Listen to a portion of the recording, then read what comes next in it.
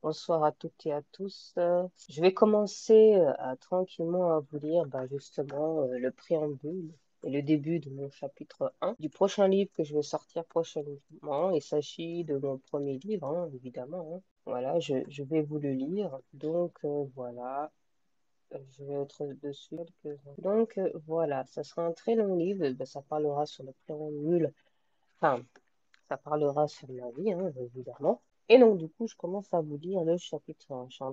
Voilà, donc là, normalement, vous devrez m'entendre. Alors, je suis heureuse de vous expliquer en quoi va consister ce livre. Je sais d'avance qu'il va être au gros en pages et qu'il va peser lourd. Je rigole. Mais c'est vrai, il va être long, très long, donc prépare-toi. Genre, prévois de longues heures, semaines, voire même un an. Voilà. Après, c'est pas le sujet. Si tu dois partir en vacances ou en congé pour te ressourcer, tu peux toujours le prendre et le lire. C'est juste que ça sera poignant dans le sens où il y aura des passages doux et des passages forts, comme genre de violence, humiliation, lynchage, dispute, voire attouchement, pleurs. Mais rassure-toi, il y aura des passages positifs comme le fait d'avoir eu mon diplôme, mes premiers voyages à l'âge de 6 ans, ma passion pour la musique, mes amis, mes relations familiaux, mes autres voyages, mon départ de chez ma mère très tard, mais aussi mes premiers amours et expériences sexuelles. Oui, du plus voyant au plus discret. Tu vois toutes sortes d'histoires qui, je crois, intéressera tout le monde, adulte, jeune et peut-être vieux. Voilà, rien à ajouter, juste dire que ce livre sera avant tout destiné aux jeunes de la diaspora africaine, car je sais qu'ils se retrouveront dedans, quelque part dans nos récits. C'est typiquement africain. Voilà, et cela fait réfléchir à comment marche notre communauté. Sur ce, je te souhaite très bonne lecture à toi. Voilà. Et de là commence le chapitre 1. Chapitre 1, ma naissance. Ce chapitre sera divisé en partie 1, la naissance de ma mère. Alors, comment expliquer cela? Au fait, ça se passe en Afrique, précisément à l'ouest, pas loin de l'océan Atlantique. En face, tu as l'île de Gouin. Ensuite, tu as la capitale et au sud du pays, tu as une région qui est très connue. Je te laisse deviner. Dans cette région ont grandi mes grands-parents, tels que ma grand-mère et mon grand-père du côté de ma mère, et les parents du côté de mon père ont grandi dans le pays voisin, en dessous de ce pays. Oui, c'est là où réside mon arbre généalogique. Ensuite, tout a commencé il y a moins de 200 ans dans un village où un de mes arrière-grands-pères, Tiernan, il avait une ferme où il faisait cultiver fruits et légumes. Il avait en sa possession des servants à son compte. Il était, paraît-il, bien coté et respecté pour quelqu'un de son statut social car il était aisé et ne manquait de rien. L'histoire que j'essaie de te raconter est qu'il sortait avec une femme, mais pas comme les autres, qui plus tard lui aurait donné un fils vengeur.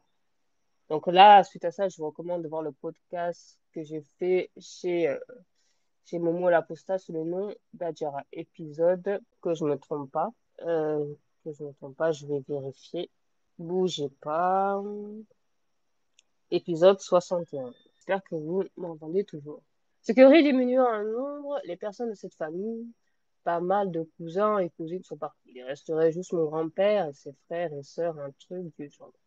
Mon grand-père a grandi et vécu dans le pays voisin. L'abbé fut un fan de Coran. Il enseignait le Coran à ses adeptes et élèves en mosquée ou même chez lui. Il tomba amoureux et épousa sous la contrainte de mon arrière-grand-mère, sa fille qui devenait sa femme. Cole. Et oui, tu vois, ce fut une grosse histoire entre les deux.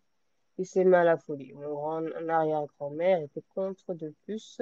Elle avait quelques pouvoirs occultes. Plusieurs légendes racontent qu'elle aurait dévoré des gens, mais on sait bien que c'est pas de la sorte. Je crois pas trop. Ils ont dû s'exiler dans une maison à quelques kilomètres de chez mon arrière-grand-mère pour vivre en paix. La maison était remplie d'orangers qui décoraient la cour. Tout autour, il y avait deux filles, ma mère et ma grande-tante, ainsi que des demi-frères et sœurs, filles et trois garçons, à peu près. Ils vivaient tous dans la même situation. Ils avaient évidemment un écart d'âge les uns les autres, le dernier étant né en 95. Ma grand-mère est morte quand ma grande-tante avait 3 ans. Et ma mère avait 3 mois. Il y avait une anecdote où plusieurs femmes se passaient ma mère a ces 3 mois pour lui donner le sang, car ma grand-mère avait décédé ce jour-là. Donc voilà la fin de la partie 1. m'empresse de répondre à un ami et je vous lis la suite. Partie 2. L'enfance de mon père. Mon père a grandi dans le pays voisin de ma mère, dans le sud, où il a perdu ses deux parents. Donc, il a été élevé par sa belle-tante et son tonton. Je t'explique le topo. C'était près d'une forêt, je te laisse imaginer, au voyage près d'un feu. J'imagine que c'était le soir. Il y avait son père, sa mère, sa sœur et son frère. Il était celui du milieu. Le deuxième, quoi, t'as vu? Ils discutaient de tout et de rien, quand soudain, un immense animal surgit à travers le feu et hurle après eux. Ce fut un énorme gorille, et là, plusieurs personnes s'évanouiraient voir son père, sa mère. Il restait que sa sœur et son frère, ainsi que lui. Curieux, non? Alors il se mit à vendre des jeans et à 6 ans dans les marchés locaux pour vivre et il fut élevé par sa belle-tante et son tonton. Sa belle-tante lui faisait un mauvais traitement toute sa jeunesse, du coup il a dû avaler une mauvaise image de la famille. C'est bien pour ça qu'il avait bien avant ma mère une première femme, Jenna. Apparemment, elle fut battue à mort devant son premier fils, qui est mon grand demi-frère, Salim. Cette histoire, quand ma mère me l'a racontée, elle me faisait froid dans le dos. Entendez ça. Elle est arrivée très tôt en France, vers les années 70. Je me rappelle une photo de lui que ma mère a gardée. Il était habillé avec un pantalon, pas d'éléphant de l'époque bleu, une chemise, ainsi qu'une perruque et des lunettes de l'époque, suivi de trois autres copains. Oh là là, hélas, ma mère a gardé mes photos. Je donnerai tout pour les avoir près de moi. Je sais qu'il y a eu plusieurs péripéties sur lui. Il a débarqué en Corse, aurait poignardé ou giflé un gars. Il serait parti avec la caisse. Il avait un compte habillé offshore sur Bordeaux qui partageait avec un pote. Comme métier, il faisait moniteur d'auto-école. Ensuite, il était inspecteur d'auto-école. Il a fini policier aux Nations Unies à Genève. Cette carrière ne lui suivra pas longtemps, car il aurait une aventure avec la femme de son responsable. À la moindre soupçon, son patron lui aurait passé un poste de secrétaire à l'ONU. Autre chose, il aimait beaucoup le tiercé. Un de ses amis l'avait trahi à cause d'histoires d'argent. Je n'en sais pas plus. Sa première femme est rentrée à Dakar, travaille dans un hôpital qui fait le rêve de ma mère. Donc, voilà.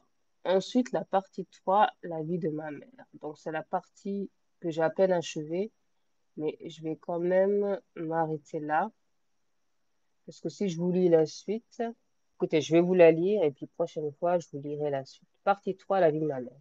Ma mère, quant à elle, est née au sud du pays dans les circonstances tristes mais héroïques.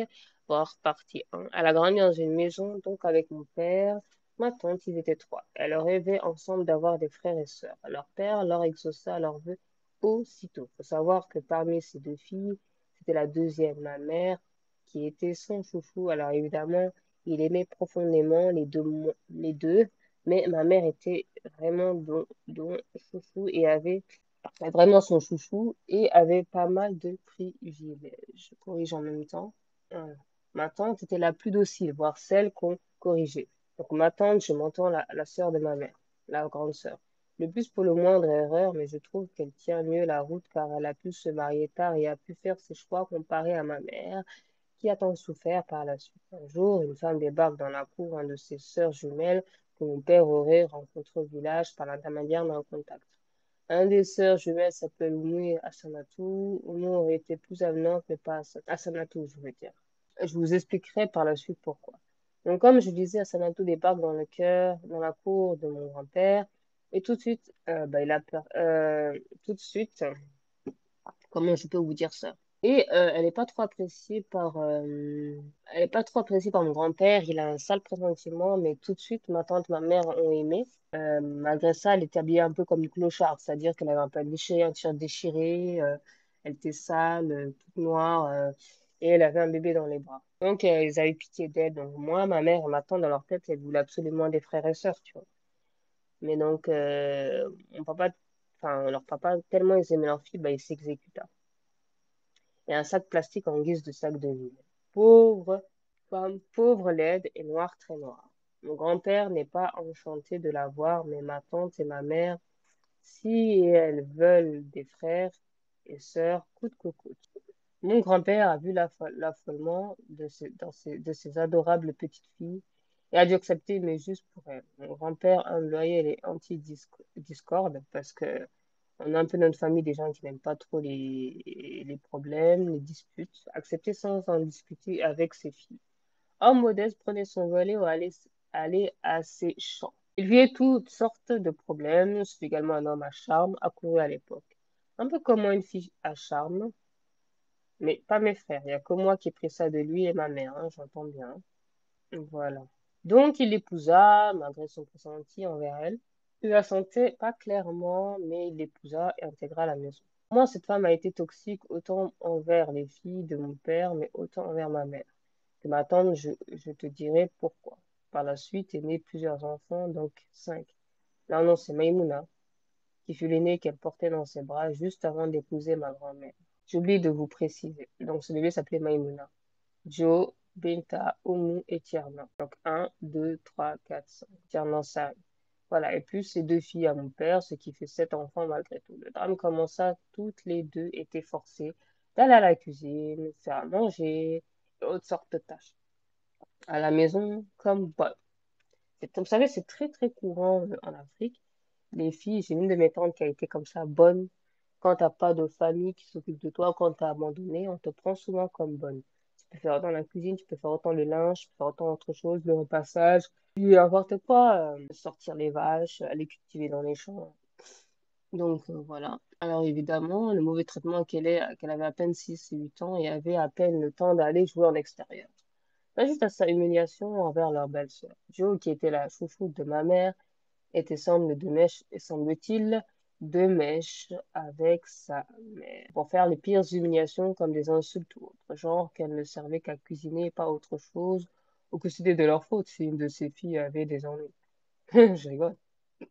Juste si le taf n'a pas été fait, c'était les coups de ceinture, évidemment, et insultes car elle n'avait aucun bon traitement. Et nous, on a été élevés aussi comme ça.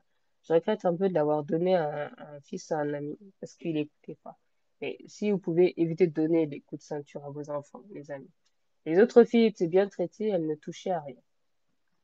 Leur père rentrait de travail, mais ma mère ne voulait pas l'inquiéter du traitement qu'elle subissait. Et n'en saura rien. Ce fut leur quotidien à cause de sa mère, ne savait pas se défendre ou même s'affirmer à l'école. Une fille la cherchait régulièrement à l'école. Une fois, elle l'a accusée de l'avoir frappée, mais, mais ma mère nia, évidemment. Donc son maître, qui s'appelait Monsieur Sanet, qui était son élève préféré à lui, bah pour une fois, il l'a puni, quoi. Son maître l'a puni, il fait savoir qu'elle bossait très bien à l'école. Désolée pour ses trous parce que je baille en même temps. Et qu'elle fut première de la classe et son maître l'aimait beaucoup. Mais ce fut arrivé qu'une fois, ma grande tante, la sœur de ma mère, quant à elle, se défendait très bien, mais même ça allait jusqu'à la bagarre. Elle se battait plusieurs fois et savait très bien s'affirmer. Je pense qu'elle a eu un traitement un peu différent de ma mère. D'après mes souvenirs, elle aurait eu un traitement différent. Par rapport à ma mère, elle s'entendrait avec un village notamment du nom de Kulandia. Donc mon père aurait eu plus d'affinité avec Koum qu'à Sanatou, parce que Sanatou, c'est la mauvaise femme qui est arrivée, hein. Elle se battait plusieurs fois et savait très bien s'affirmer. Comme je vous l'ai dit, je pense qu'elle a eu un traitement un peu différent de ma mère. Après mes souvenirs, elle aurait eu un traitement différent par rapport à ma mère. Elle s'entendait avec un village du nom de Kulandia. Elles ont grandi dans cette atmosphère où elles étaient rabaissées et une d'elles était dans la misère plus émotionnelle que l'autre. Ouais, c'est à peu près la fin de ma partie 3, mais après, je voulais entamer une partie 4, l'adolescence de la mère. Si vous voulez, je peux vous faire le topo. Donc, l'adolescence de ma mère, elle grandit, elle commence à avoir ses premiers copains et tout. Évidemment, leur belle-mère est toujours derrière et tout, est-ce qu'on est bonne et tout. Et après, il y aura un mariage. Sur ce, je dis rien pour l'instant, je vais continuer mon récit. Euh, Ça a été un honneur de vous faire ce podcast avec vous, un space. Même si, bon, il n'y aura pas grand monde qui a été participé, mais surtout n'hésitez pas à participer. En tout cas, je laisse ce space en lecture. Et du coup, il y aura d'autres parties. Prochaine fois, ce sera la partie 4, l'adolescence de ma mère et ma tante. Voilà. Et après, on enchaînera sur le mariage et scénario en plus. Donc, je suis très heureuse parce que j'avais fait un podcast l'année dernière sur Maria Carey, une de mes premières chanteuses favorites. Et là, ça va être le podcast sur mon livre. Ça sera comme un brouillon pour moi et une découverte pour vous.